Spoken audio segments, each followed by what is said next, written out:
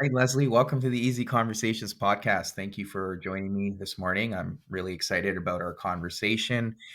It's a bit unique, but I do want to touch on some areas because there's a lot of focus right now on psychedelics for obvious reasons. There's a lot of research going on in the field, and there's been some positive results in terms of how people are able to navigate mental health challenges and some of the connections people are making.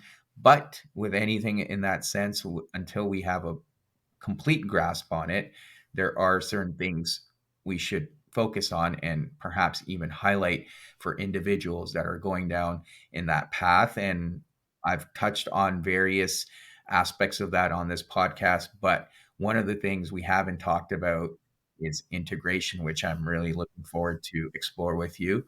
However, before we get started there, I do want to give you an opportunity to share with the listeners a little bit about yourself and your journey and what's brought you here. Yeah. Furkan, thank you so much for having me. So, like you said, my name is Leslie Draffin, and I am actually a former TV news anchor turned somatic psychedelic guide.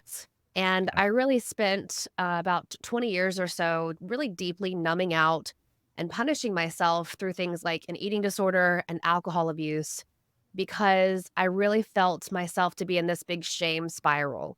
And when I was Mm, 18, I was diagnosed with herpes right after my first sexual encounter, and I'm a preacher's daughter from the deep south of the United States. So that really exacerbated this core wound that I found that I have, which is feeling like I am not lovable or unworthy of love. mm, And so I really got addicted to hustling and achieving and success. So I was trying to prove my worth to everybody. But what that hmm for me has really caused some pretty significant mental challenges where I was really anxious, often struggling with depression, again, turning to alcohol and even things like Adderall to one, kind of propel my eating disorder and also just completely check out. But what was interesting is on the outside looking in, people who saw me on television probably thought I had it all together. But hmm internally, I felt so stuck.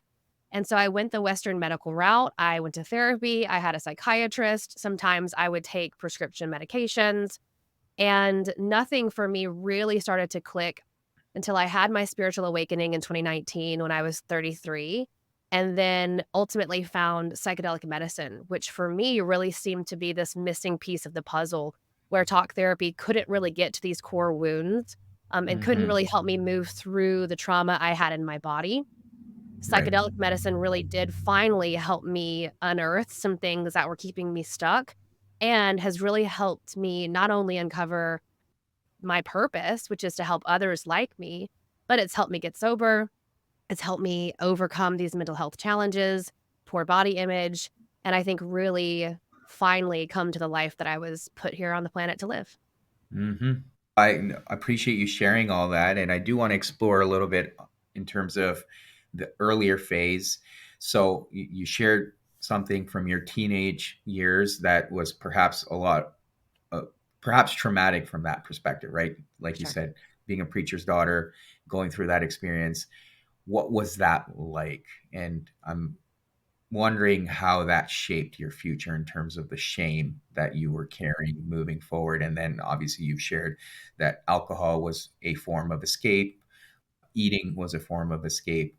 But how did that shame channel itself, if you don't mind sharing? Yeah. I think one of the reasons why getting herpes was so shameful is because it's such a taboo topic. And even hmm now, almost 20 years later, it's still pretty taboo, although we do have hmm people talking about it more on the internet. And so back then in 2005, when that happened to me, I think it was this whole idea that we just shut that up, we put it in the closet, we don't talk about it, and it was never addressed. And so I hmm was away at college for the first time away from my family, and I didn't have any mechanisms to help me cope. Going to therapy was never suggested. And so I just took 21 to 22 hours of course credits every semester, drank as much as I could get away with as an 18-year-old, hmm and really started to, again, like I said, try and prove myself to be someone that was worthy of love. And so I ended up making some pretty sketchy relationship choices, being in relationships in my 20s that were really pretty terrible. And I think that what was interesting is I now know it was shame, right? Back then, I Mhm. think it was shame and I would have identified it as that, but I also would have identified it as guilt because I felt Mhm. like I had done something wrong, right? Like Mhm. my deep religious programming said if you have sex before you get married, something bad will happen. And something bad did happen. And so Mhm. I think that was probably a lot of what I would have identified it as then.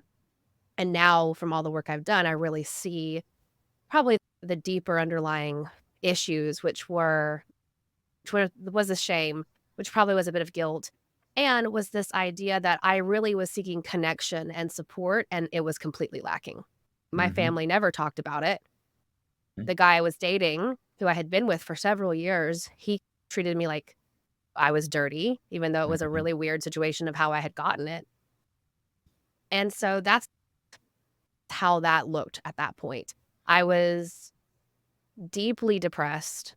I don't Mm. think I would have called what I was suicidal, but I certainly had the idea of could I just drain my bank account, close out all my classes, and disappear and never see anyone who's known me ever again? And I Mhm. fantasized about that a lot. Mhm. Yeah, and one of the things talking to people in general when there's a lot of that focus or emphasis on religion, where there's not a deeper understanding of what this connection should mean, and we'll definitely come back to that as we progress through your story.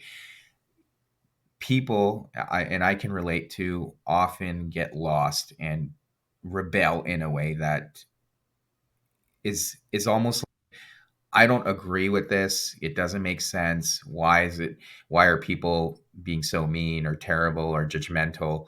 I'm going to go the other way.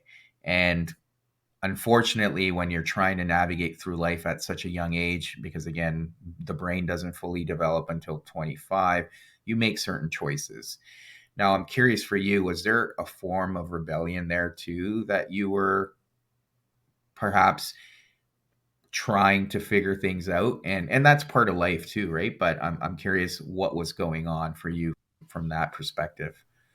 Yeah, I think my family certainly would have seen rebellion, especially as far as the church goes, right? Because I was at Yeah. church multiple times a week. And I Mhm. remember when I was a freshman in college, my parents really putting a lot of pressure on me to go to this church near my college Yeah. where like they had friends who went. And so after that happened, I really found it very difficult to go to church again because I Mhm. felt very guilty. I felt like I had sinned. Mhm. And so I think that really the rebellion really is it rebellion or is it finding myself and like Yeah. divesting from Christianity? So I think at the beginning it really did look like a rebellion to say I'm not going to go to church and Mhm. I would go if I was at home just to appease my parents, but certainly later in my 20s just turning away from God Yeah. altogether.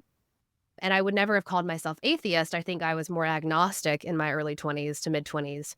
But that Mhm. would probably be what that rebellion looked like. And I think obviously the drinking Yeah. was a rebellion and the continued anorexia and bulimia was a sort of rebellion, a punishment Mhm. to myself. So Yeah. I'm not sure if that would have been rebellion in that sense, but it was certainly a Yeah. punishment for me.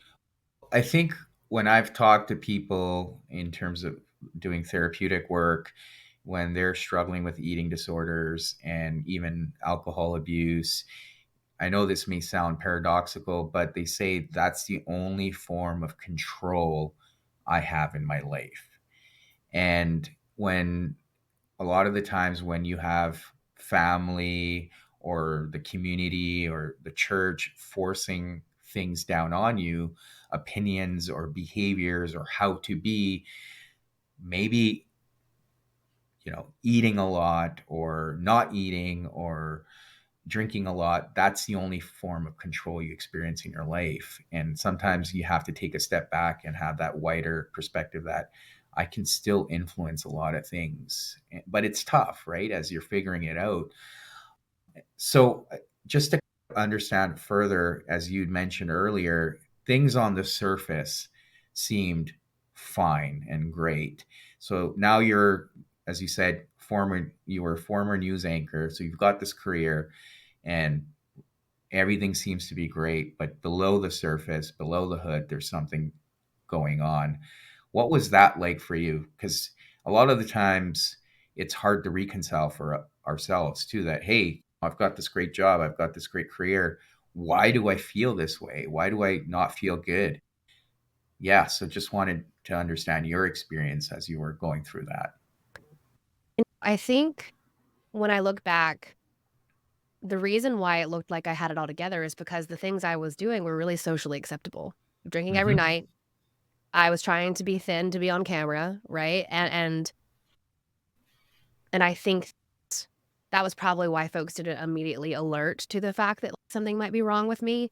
But I also felt that part of me, because I just wasn't very conscious in my 20s, Mm-hmm. I don't know if I would have even known that I had something deep going on. I know I felt like I didn't cope very well with certain situations at work. Mm-hmm. And now looking back, what I realize is I didn't have mechanisms. No one was teaching us how to get rid of the images in our heads that we Yeah. were seeing every day. And Yeah. so, of course, alcohol was the way to do it. You have a super stressful day, you're turning like 3 stories, you barely make deadline. The second that the newscast is over, you're drinking, and you're, like, at Mm-hmm. the bar with all of your coworkers. Yeah. And then later that night, maybe you're remembering that, like, kid that you had to do the story on because they had gotten killed in a car crash or something. Mm-hmm. So, I think in my mid to late 20s, I wasn't really that conscious of how bad things were. I went through a really messy divorce at a time when I was at an incredibly difficult job in my late 20s. I was anchoring 5 hours of newscasts in the morning every day, 5 Monday to Friday, which is insane. Like, that's an Mm-hmm. insane amount of time on air. And I was going through this divorce, and I think that's probably when I really started to notice some of the cracks, and when people who were close to me could have seen the cracks too. It was when I was at my thinnest, and it was when I was drinking every single day, browning Mm-hmm. out every day. And and I think that's probably when I finally started to realize something has to change. Mm-hmm. Fortunately, I met the man who's now my husband, and I think he had a really good influence, especially on my eating disorder. But it wasn't until my 30s that I realized, okay, there is something more that I'm meant to be doing. Because in my Mm-hmm. 20s, I just thought I'm this news anchor, I'm successful, I'm making almost 6 figures. This is what I'm here to do. And I had so much identity tied up into what my job was. Like, I thought this is what I am. Me equals Mm-hmm. this. And then in Yeah. my 30s, I finally realized, like, no, that's just what I do. I am Mm-hmm. more than this. And so I think that's when I finally started to realize something has to change. Yeah. Yeah. No, and I can relate. I had a very similar shift going from my 20s to my 30s where so much of my identity was tied in with my career. And then as soon as I turned 30, became a father, I was like, okay, there's more to life here than just my career. This is not that what's going to define me. I need to be looking at more. And as I navigated through my 30s and went through certain experiences, figured out what my purpose was. And now that purpose is going to continue to evolve. For you, you said you tried the therapy and you were getting prescriptions from a psychiatrist. And a lot of the times I work in the addiction side of things too. The prescription and the medicine there is really a reactive form of help or working at it. Whereas I feel like when we're able to do more of a proactive approach, that's when you can keep things in check and have a deeper understanding of what you need as an individual. So, at what point did that shift happen for you where you started to explore psychedelics, and what was that journey like? And then Yeah. I do want to get into what shifted for you, but yeah, let's understand that first point of inflection. Yeah. I had been on Adderall for probably 7 or 8 years and on and off some types of anti-anxiety medications and sometimes depression meds as well. And I think for me, I just got so good at talking about my trauma. I'm a very intellectual, communicative person. I speak very Mhm. well. And so I would be in these situations with these different therapists. And sometimes they would be like, you're like talking to a peer of mine. I'm like, well, why do Mhm. I still feel like shit whenever I leave? This doesn't make Yeah. any sense. I'm very good at talking about things. So that doesn't mean that I'm fixing things or that I feel better afterwards. And so I had a therapist, my last therapist, And really, I think with her, it was where I wasn't on medication anymore, and I realized so I guess it should be, clear too, I really had to go cold turkey off my meds when I moved to a Mm, new state, and the new doctor was like, "Hang on, like, we're not gonna give you these meds, like, you're yeah. borderline, if at all, we're not gonna" so I had to go cold turkey off of Adderall that I'd been on for 7 years and antidepressant meds. Felt like Mhm, shit for a year. It was horrible. And so when I several years later was back in therapy, I did not wanna go back on meds at all. And my doctor and psychiatrist was like, "We could put you," and I was like, "Absolutely not." It felt terrible to be on them, just, like, mhm. to come off of them. So Right. that was when I was like, "Let me broaden my horizons." I was at this point already meditating. I'd already had my spiritual journey, like, awaken. I was already doing things like lifestyle changes and diet changes to help with some of my hormonal issues. PCOS and things to do with my cycle. And so I was, like, very open to other ideas. And then I heard about microdosing psilocybin on a podcast, and because I have a podcast too, I immediately contacted the woman who was speaking and had her on my show, and the second we hung up the call, I'm like, "I need to hire you because this just sounds like the next beautiful step for me." Mhm, And that's how I became aware of psychedelics. I had never tried psychedelics until I was in my 30s. And so I think I was just at this point where I understood how Mother Nature can take care of us. And I didn't really trust pharmaceutical drugs at that point. And so psychedelic medicine for me really just became the next possibility. mhm. No, absolutely, and there's still a stigma around it, and I think a lot of it has to do with what happened in the 60s and 70s where people weren't being responsible. So, how were you able to overcome the stigma piece, or was that even a factor that you considered? But just curious because again, I'm sure a little bit of your upbringing came into Oh gosh, play as yes. well, right? 100%. Yeah. Yeah. That was probably the first thing I had to do is really come to terms with my own inner taboo and my own inner judgment about what these were and what they weren't. Like, were they Hmm. drugs? And yeah, I was very much a post Reagan era kid. I was very deep in the DARE program. And I tell the story all the time. But when I was in, I think, second or third grade, I actually won a t shirt decorating contest for my DARE group, Dare Say No to Drugs. And so I really had to look deeply at, okay, do I trust this medicine? I looked at some of the research. Of course, I had someone who was very well trained to guide me, which I think is the best move I could have made versus trying to Hmm. like do this as a DIY project. But I certainly had to grapple with who did I tell and who did I not tell. And so I wasn't talking about it on social media. This was certainly something that I didn't think at all I'd be doing for a job. And I'm Hmm. still anchoring the news at that point. So there's this fear in me that's, I don't want my job to find out because it's illegal, but for me, Hmm. the reward outweighed the risk Hmm. because pretty quickly I started to feel better. I started to see some of the things that were triggering me, and I was able to respond to those issues versus continue to react to them. It got easier to say no to alcohol. It got easier to process the things I was seeing on television. And ultimately, what I found that mushrooms did for my first protocol with them is Hmm. start to really show me where things were not in alignment in my life, Hmm. particularly my job. Yeah. Yeah. And you touched on a few things that I've also covered. I had a therapist on the psychedelic side come on the show and talk about certain things we need to be mindful of. So I'm just going to reiterate them because you touched on them. But setting matters, dosage matters, being guided, not trying to do it on your own is crucial as well.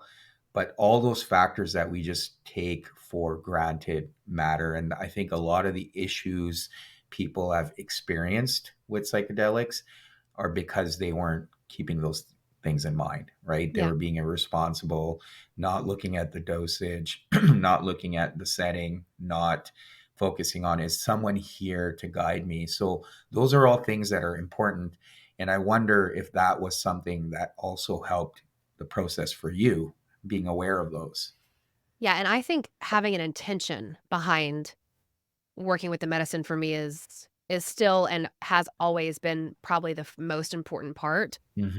because I knew I wanted to go into this therapeutically. I didn't want to Mhm. just do this as something that felt good or was more of a recreational aspect. Certainly, I Mm. think that it has a time and place, Yes. but that was really the key. And Mhm. not only that, but to also really look and check my own privilege as a white Mhm. woman to know where this medicine comes from, the cultures that it originated from, and not only do my research and know, but do as much as I could possibly do to give back and be in reciprocity. Because I really Mhm. find that I feel that this sacred medicine is sacred and is a Mhm. sentient teacher that really is there to ally with us in our healing journey.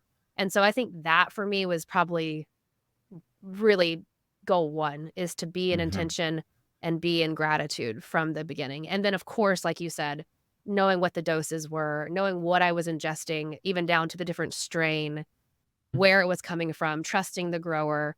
And like I mentioned in what you were saying, having somebody there to ask questions and really help hold me in a space hold good space for me when things got tricky because things Mhm.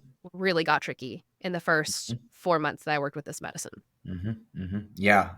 And you touched on the intentionality piece, which is also very important because you, there's an aspect of being open to what you're going to receive as well. And I think often people underestimate that because if you have certain blockers, you may not be able to fully appreciate, or it might be too much for you to process.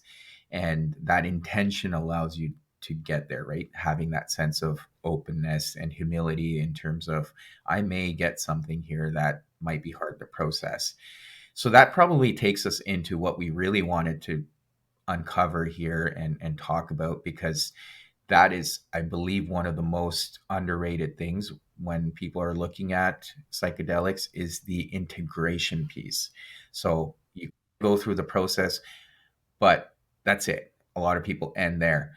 But there's a lot of work that needs to happen after the fact. And I think that's continual work, right? So when we are talking about integration, what does that mean for you? And why is it something that people aren't putting enough attention towards? Mm. So, integration to me is when we really start to look at the images, the beliefs, the feelings, the sensations that may come up during a psychedelic experience, be it microdosing or full dose macrodosing. Mm-hmm. And we start to look at what the message might be. And Mm-hmm. it's a pretty, like, esoteric idea to say that, right? Because it's, "Oh, that sounds very, like, up in the clouds, up in the ether." But in practice, what it generally looks like is doing things like journaling, talking to someone, either a coach or a psychedelic therapist, or even a friend group who might also be psychedelic minded. And I think what's also really interesting and important is to and that's why intentions are so valid and vital, making conscious changes to the habits in your life that the medicine might be showing is out of balance, right? So it could be Right. something as seemingly simple as just eating more fruits and vegetables or moving your body more often. Because I think so often when we're in this healing journey, we want to heal and we think it's all an internal thing, right? Maybe even mind and soul, and we sometimes forget the body. And Mm-hmm. often I find the medicine's like, "You need to drink water, babe." Like, "Drink some Mm-hmm. water or Yeah. go and eat some leafy greens." So, integration is something that, like you said, takes time. I'm still Mm-hmm. integrating things 2 years, 3 years since I started this Mm-hmm. work, and it's helping us make conscious changes in our lives that either are directly connected or somehow maybe connected to our intention. I'll give an example in my own case. When I first started working with the medicine with my coach, I had set this intention of becoming open to receiving pleasure. Because, like Mm-hmm. I said, I had so much shame around pleasure and specifically a lot of shame around oral sex. Mm-hmm. And because she had been talking about the ways in which psychedelic medicine and psilocybin specifically can be really healing for sexual trauma, that was what drew me in. But the mushrooms will give you what you need and not necessarily what you want. And so Mm-hmm. for me, what I really believe they heard is help me be open to receiving, period. Mm-hmm. Mhm. And then they showed me all the ways I was blocking being receptive and all the ways I Mhm. was holding on and white knuckling, like clinging to my identity as a news anchor, my job that was basically making me feel like shit, like all of these relationships that I needed to leave. And I really feel like noticing what was happening in real time became easier. And so it was easier for me to set boundaries, easier for me to make these choices, ultimately Mhm. leaving my job, breaking Mhm. up with some people in my life that needed to be let go. And eventually I did become more open to receiving pleasure, but that wasn't until 12 to 15 months after I started working with the medicine. Mhm. So that's what I mean by integration. It's like making sense in our human mind as much as we possibly can of some of the things that are coming up for us. And I think Mhm. people don't want to do that because it's hard. It's Yeah. hard, it's sticky, it's messy. It might mean leaving your six-figure job because you Mhm. deeply know that's what you should probably do, but like, why would I leave that security? It's not fun a lot of the Yep. time. Yep. And yet, I find that it is the most potent part of this. Sure, preparation is essential and making sure if you go into a full dose ceremony, you're doing it in a place that's safe. But integration and the lack thereof is why we see people going to ceremony after ceremony and nothing changes. Mhm. They get themselves into spiritual emergencies because they're not doing the work afterwards. And that's, I think, what keeps people in this phase of I don't think you can really get addicted to psychedelic Mhm. medicine, but you can get psychologically addicted to thinking you need it in order to feel good because you might for a little bit, but then if you're not really integrating what came up for you, you'll just be back in that pattern. Yeah. And I think you touched on the most important point there is it's receiving what you need, but not necessarily what you want. And that can create a lot of discomfort for people, and it is difficult. So it's easier to avoid.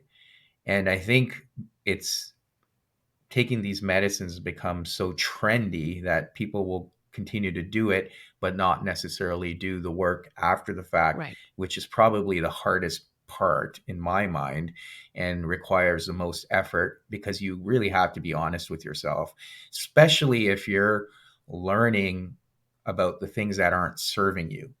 And like I said, releasing those things can be uncomfortable, and that's probably the reason why we got there to begin with.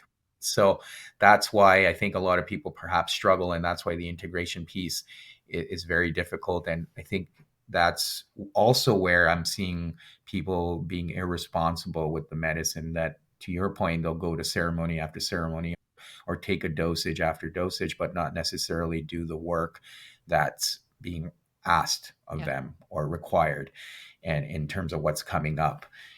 And I think that's where I really wanted to put that focus on, because to your point, it can continue, right? You say you're still working through things that were you realized a couple years ago. And that's the biggest piece. It is a process and it doesn't happen overnight, but we have to really pay attention to it. And anything in life, like as part of our healing journey, it's not linear, but you have to make that conscious effort. And sometimes you'll have good days, sometimes you won't, but you need to stick with it. So, were there challenges for you as well? I know you said leaving your job was something you did, but were there challenges where it was hard to step into that integration piece, but what kept you to, or what motivated you to stick with it? Yeah, I think, yeah, there were certainly challenges. So the summer after I started working with the medicine, like I said, I decided to take a sabbatical from my job for my Hmm. mental health because things had gotten really bad, even while working with the medicine and still being in therapy and having a psychiatrist. And so I took this leave of absence, and then about 6 weeks later, one of my dogs died, and then 6 weeks later, the other dog died. And so what I found the medicine was showing me in those deaths is the fact that for so long in my adult life, I had this wall around my heart where Mm, very, um I felt it very impossible to be vulnerable with people. I almost describe it as my heart had this castle all around it, and the mycelium network climbed up the castle walls to eventually make it crumble so that my heart could finally beat and breathe. And that felt like death. It Mhm. felt terrible because that wall was so safe. It was Mhm. safe to not be vulnerable. But, like, the grief that I wasn't processing from getting herpes, the grief I wasn't processing from getting divorced in my 20s, the grief of these dogs finally dying, I Mm. think that was when I was so thankful to have a coach because I would have stopped. I would have turned Mhm. around and been like, "Absolutely not. We're not looking at this. It feels way too raw and too bad." Mhm. And so I was really grateful for this person I was working with because we were able to stretch things out a little bit, take a little bit of time off. I took a bit of time away from the medicine when things felt super like big and acute and I couldn't, it was too big. The grief was too big. Mhm. And then a couple of weeks later came back to it. And I think if I had not had that support, I would have definitely quit. To be honest, like, I think I would have quit. Like it felt like death, and I think that's Mhm. really what psychedelic medicine sometimes does for us is shows us where parts of us need to die so that the other parts of us can rise up, and that needed to happen for me because I Mhm. couldn't function as a news anchor without that wall. I could not Mhm. report on the worst of humanity day after day without that around my heart because now I know I'm a highly sensitive person. I used to think I was so cold-hearted. It's because I had to have that protection, that mechanism to Mhm. keep me, quote, unquote, "safe." So I Mhm. think that was probably one of the biggest struggles, and what happened the second I started to process and allow myself to grieve for the job, for the dogs, for the divorce, for everything, so much abundance started to come in. I was really scared to leave this job that was making me six figures, and the second I released it and grieved it in late 2022, like, things started happening that showed me that I'm protected, that the universe has my back, that Goddess is here to protect and support me, and so I Mhm. think that honestly, I feel like the medicine showed that for me too. Like it Mhm. if you know how to look for it, the signs will be there to show you're on the right path. And I think it was really like patting me on the back to be like, okay, baby, like you did it.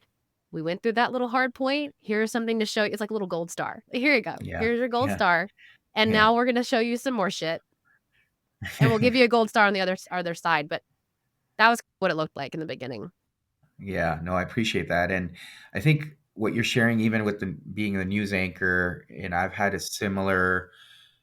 to navigate it similarly as a therapist because there's a lot of stuff that comes forward that's heavy, but you have to be able to hold space for yourself too, because experiencing is very heavy stuff, right? Whether you're seeing it firsthand in terms of the news you have to report or hearing firsthand, like I do sometimes with clients, it's how do I then carve out time for my own well-being? And often that can get enmeshed and then you lose your ability to feel as well. And to your point, you said you felt like you were being cold-hearted even though you are a sensitive person, so you have to create that time. And a lot of the times what happens then is we start experiencing compassion fatigue, which can then lead into burnout. The other piece you touched on, which I think is very crucial to highlight, because a lot of the times with psychedelics, what people are reporting is the visions they're having, the realizations they're having, some of the wisdom that's coming to them, but they don't necessarily talk about in terms of their external world things that are happening for them that are serving as a message. And you touched on that with the sudden loss of your dogs. That was a message you were getting in the world. What do you think that was? Do you think that was connected to the medicine?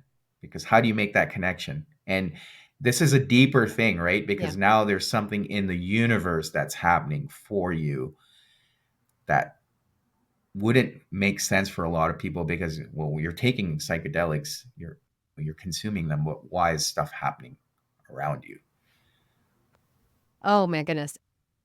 So being that my third dog just died a couple weeks ago, my Mm, like soul dog, mm, what I think the medicine has shown me is that this is like the most deep question I've ever been mm, asked on a podcast.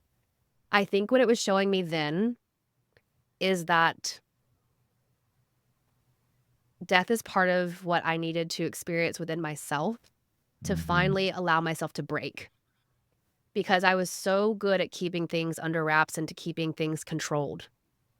Like, even when I decided to leave my job for that sabbatical, everything was planned, everything was organized, and I think the medicine was like, "We need to rip this away from her. We have to rip the carpet from under her feet because she Mhm. is so good at controlling. She is so good at, like, planning things out." And so I think that the first dog dying very suddenly was the first little kick in my Mhm. butt. The second dog dying, the second little kick. And then it let me have the space to breathe for a while. And now noticing this, what's happened in the last couple of weeks since my third dog passed away, Mhm. almost 2 years later, I really noticed that I think it was put there so that I would learn to stop trying to control and to Mhm. trust Mhm. because you can't control death. And I'm Mhm. also going to die one day. And parts Mhm. of me have to die every day in order to be the Mhm. best person that I can be because I have protector parts that like want to hold on really tight. So I Mhm. think that might be part of it.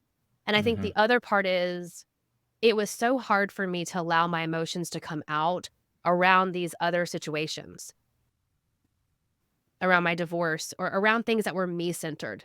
Like I Mhm. had a hard time crying in front of other people, still do. Mhm. But when the dogs died, I was a mess. And it was Mhm. something about those beautiful little beings so no longer being with me that I could break open. And so maybe that was also part of the medicine that was like, it's safe to be in your feelings and let other people witness you in those feelings too. Mhm. Yeah, no, I appreciate you talking through that. And I think part of it, what I've come to realize is our concept of death is limited in terms of what we understand. But when you're able to sit with it and really allow it to flow through you, you have a deeper understanding of, okay, because we don't know what happens after, we tend to think that's it. But there's something deeper, right? And you said, even in our existence in this world, parts of us do die for us to grow, right? So there's that analogy of burning dead wood. So then it can grow stronger. And I see that, especially when I'm out in nature a lot, right?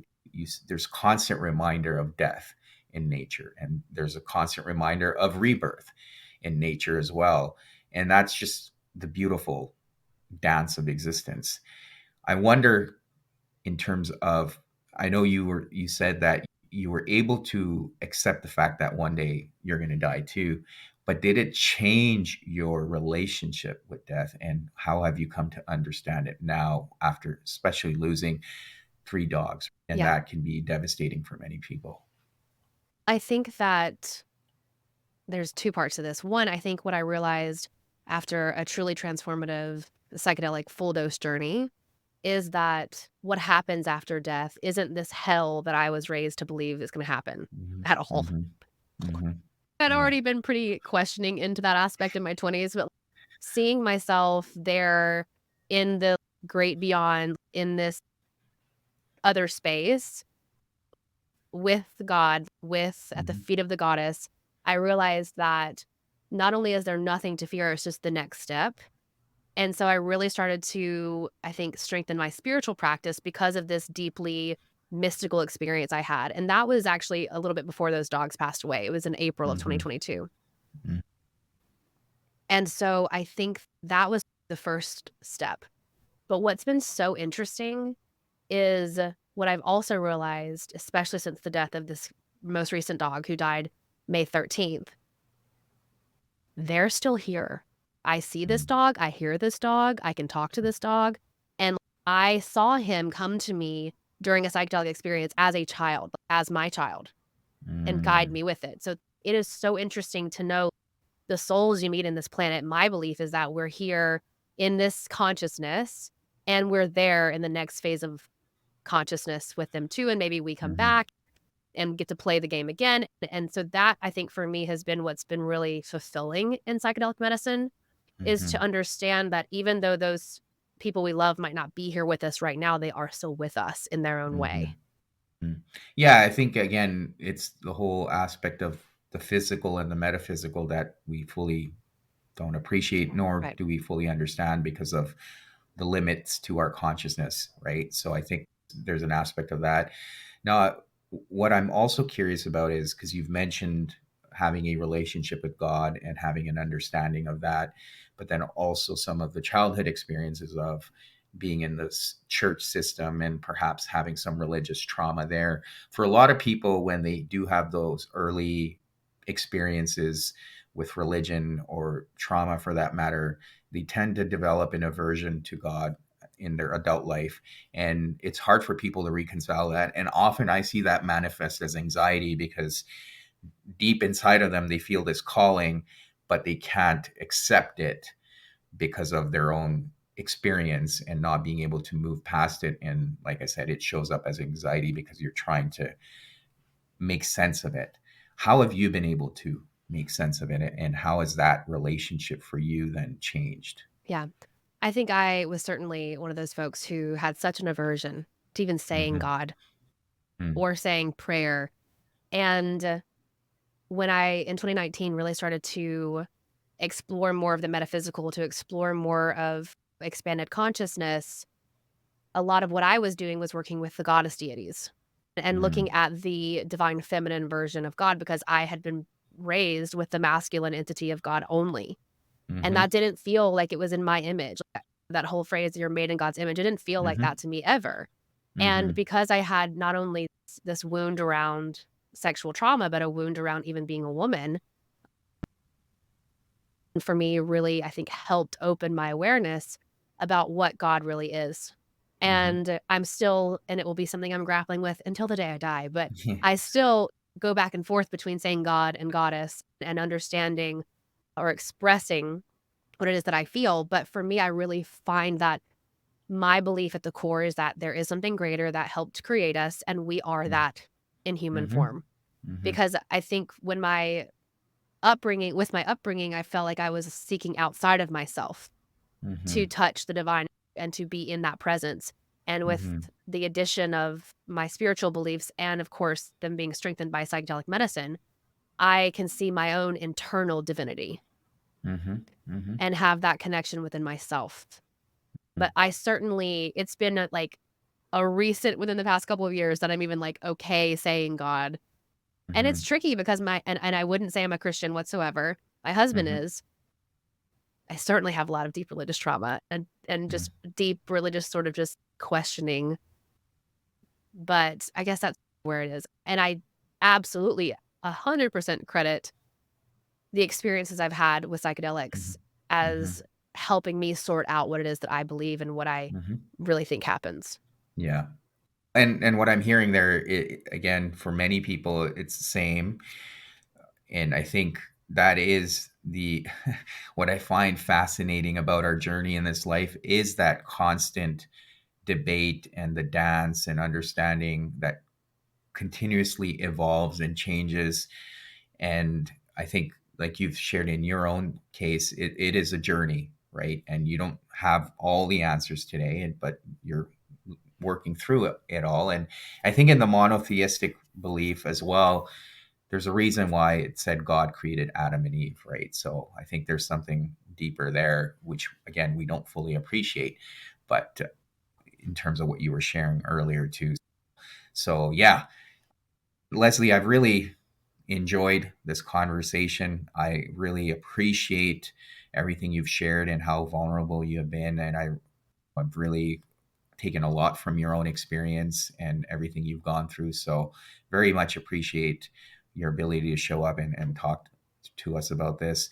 Is there anything else you would like to add or share with the listeners that we haven't covered but would be crucial from your perspective to touch on? I think we've pretty much covered everything we should cover. Yeah, be Yeah. safe, do your research. I guess we could talk about feeling called to psychedelic medicine if you want to speak Hmm. about that at all. I think that there's this idea that we have to get this like big divine hit to work Hmm. with psychedelic medicine. And yes, I feel Hmm. like that happens for some folks. And also, if you're seeing more mushrooms around you, or if you're hearing podcasts like this one, or if you're seeing documentaries or books, or your friends are talking about it, that might be a wonderful sign that something is trying to call you to this medicine too. Hmm. So Hmm. if you're curious, there's so many amazing resources out there, amazing books, amazing documentaries. And you can also always find me on Instagram or just book a free call if you just want to chat because my real mission here, I feel is to help people know what's out there. And like you said, I don't pretend to know all the answers. Hmm. I never will. But I've been on the journey maybe a little bit longer than you, and I certainly can show you things that work for me. Yeah, and I do want to again highlight something you shared, which I don't think necessarily talked about explicitly, but it is very important that you touched on is don't go in with an expectation that you're going to have some experience, because I think that goes back to the intentionality. But I think a lot of times people have this expectation that I'm going to have this massive realization or I'm going to have these images, and then they're disappointed when Yeah. it doesn't happen. And I think that's just in life in general, right? Where you're like, you have these expectations, and when they're not met, you get discouraged or disappointed. But to your point earlier as well, you're perhaps going to experience what you need in that moment, not what you necessarily want. And what I would highlight for people if they're going to go down this journey is just don't try to set expectations that you're going to have this massive realization or some vision, because you might be disappointed. Not only that, but I have a series that I'm working on right now for social media that's like how to avoid a bad trip. Mm, Having expectation is like one of the surest ways to have a bad trip, mm, a mhm, challenging trip, because when mhm, you're so latched on to this experience you think will happen, it keeps you from the openness of the mhm, experience that's meant for you. So I have had a very challenging trip where I mm, wanted to control and it mhm, did not go well. And yeah, having just this mhm, ability to trust and surrender. That's my favorite mantra when you go into mhm. any type of psychedelic experience is trust, surrender, and flow. Yeah, I think because you hear the experiences of others, so you're like, oh, why didn't this happen to me? And that's why I think the setting is so important, that you're often don't do it with other people because their energies can mix with yours. And that's important to recognize, because that's what the whole point of the setting piece.